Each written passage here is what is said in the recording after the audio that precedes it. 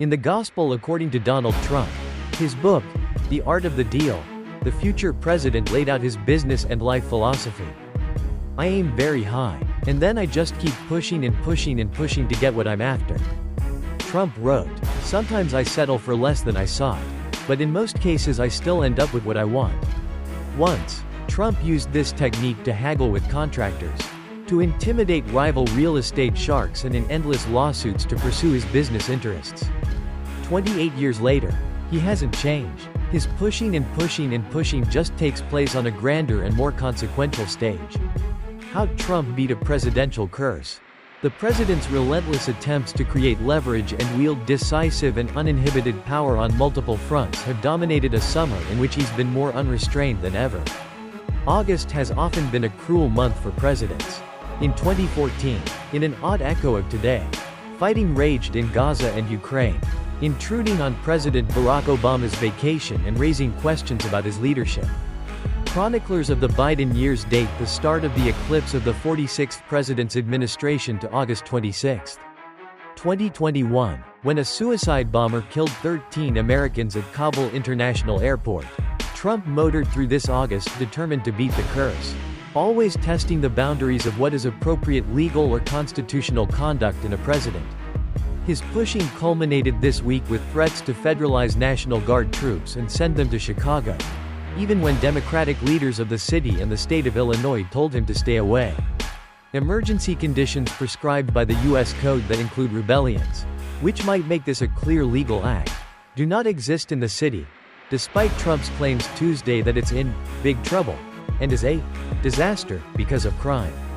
But that's not stopping the president, who is also threatening to send federal forces to other cities controlled by Democrats. I have the right to do anything that I want to do.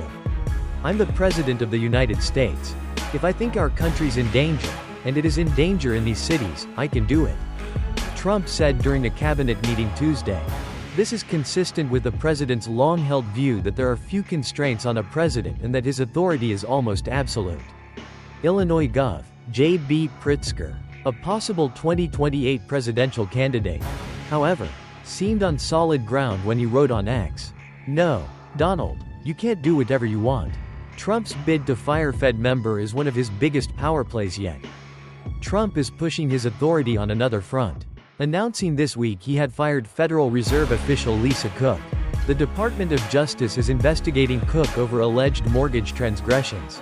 She has denied wrongdoing and plans to fight her dismissal in the courts. It's not clear whether Trump has the power to fire Cook, but he's trying it anyway, aiming high and seeing if he can get what he wants. Under the law, the president clearly does have the legal authority to fire a member of the Federal Reserve for cause.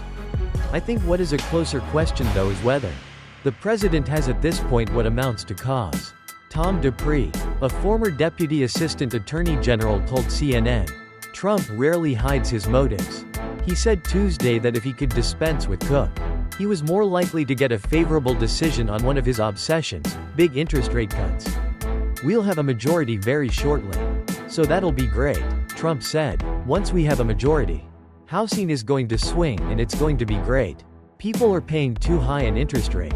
Trump shrugged his shoulders on Tuesday when asked by a reporter about the possibility that Cook could prevail in court. "You always have legal fights. Look, I had a legal fight that went on for years with crooked people. With very horrible people," the president said, even if Cook's fate remains in limbo because of the court fight.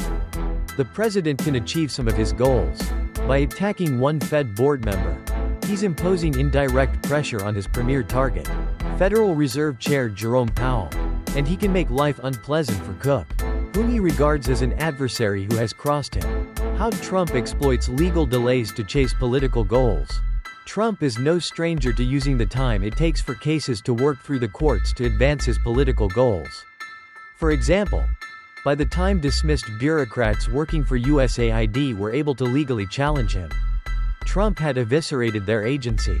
And as he fought 4 criminal indictments as a presidential candidate, he filed countless and often frivolous procedural motions to slow court action and run out the accountability clock over his attempt to steal the 2020 election.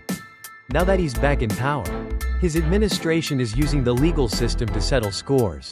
Several of Trump's political enemies have found themselves under investigation over mortgage filings, including California Senator Adam Schiff and New York Attorney General Letitia James, who won a civil fraud judgment against Trump, his adult sons and the Trump Organization.